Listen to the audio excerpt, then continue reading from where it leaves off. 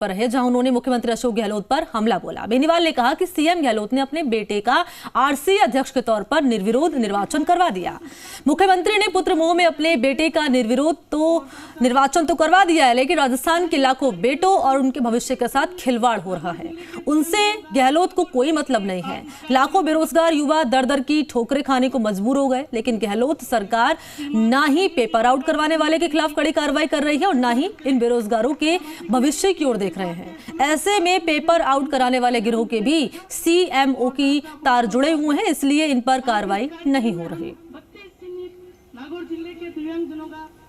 जो लोग चुनाव लड़ना चाहते थे, जो जिला इकाइयां जो वैध थी उनको अवैध करार के और जिस तरह डरा धमका के पिछली बार अपने बेटे को आरसी का अध्यक्ष बनाया, उस समय कई कांग्रेस के लोग चुनाव लड़ना चाहते थे। लास्ट की स्थिति ये हो गई कि अगर ये अनार उगा के हर साल 1 एकड़ की जमीन पर 10 लाख कमा रहे हैं। उनसे सीखना है तो फ्रीडम ऐप को अभी डाउनलोड कीजिए। मैं मदद नहीं करता तो उनको गिरफ्तार और करते तो फार्म ही भर पाए खाली।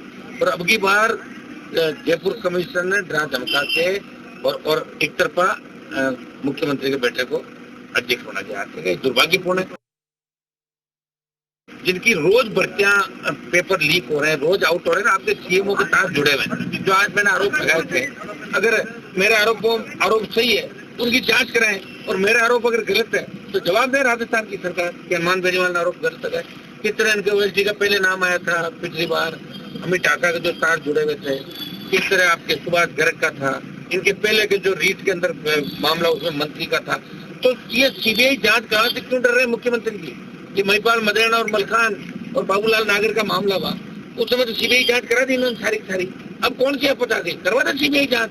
ये कहते हैं ना, मुख्यमंत्री कहते हैं मैं तुरंत ये करता हूँ, संवेदनशील हूँ। तो मुझे नहीं लगता संवेदनशीलता कहीं है। सरकार बचाने के लिए हर हथकंडा राजस्थान की सरकार अपना रही है, और जितने भी मुख्यमंत्री के समर्थक विधायक है वो अपने अपने इलाके में मिनी मुख्यमंत्री है। नागौर को कौन चला रहा?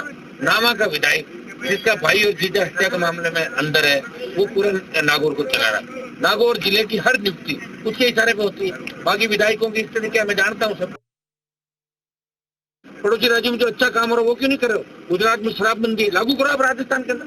अगर पड़ोसी राज्यों की बात कर रहे हो तो बिहार के अंदर शराबबंदी होगी भाई, और कई राज्य शराब बंद करने की बात कर रहे हैं, तो आप भी शराबबंदी की बात करो। पड़ोसी राज्यों की अगर बात करते हो तो वहाँ इस तरह जब आप अपराध में 1 नंबर चले गए, तो पड़ोसी राज्य जहाँ अपराध है ही नहीं, तो आप ये बात करो कि अपराध कैसे घटे राजस्थान के अंदर। नागौर सांसद हनुमान बेनीवाल सामाजिक न्याय एवं अधिकारिता विभाग की ओर से आयोजित दिव्यांगजनों को स्कूटी वितरित करने के लिए कार्यक्रम में शामिल हुए। इस मौके पर 32 दिव्यांगजनों को निःशुल्क स्कूटी वितरित की गई। इस मौके पर सांसद हनुमान बेनीवाल ने कहा कि दिव्यांगजनों को 750 रुपए मिल रहे हैं। मैं सरकार से मांग करता हूं कि आने वाले बजट में दिव्यांगजनों के लिए ये राशि बढ़ाकर 1500 से 2000 रुपए कर देनी चाहिए। बेनीवाल ने कहा कि आगामी चुनाव में बीजेपी और कांग्रेस से अलग होकर चुनाव लड़ेंगे। आरएलपी लड़ाई लड़ेगे ना 2000 से, बता तो दिया किसी से गठबंधन नहीं करेंगे। अकेली राष्ट्रीय लोकतांत्रिक पार्टी 200 सीटों पर चुनाव लड़ेगी, और अगर हम गठबंधन करेंगे उन इलाकों के अंदर, जैसे मान लो ट्राइबल इलाका है, कोई दूसरा इलाका है, और उन पार्टियों से गठबंधन करेगा जो अभी कांग्रेस और बीजेपी में नहीं घुसी, उनसे बात कर सकता है, दरवाजे खुले हैं। लेकिन उनसे ही करेंगे जो कांग्रेस बीजेपी से लड़ाई लड़ेगी।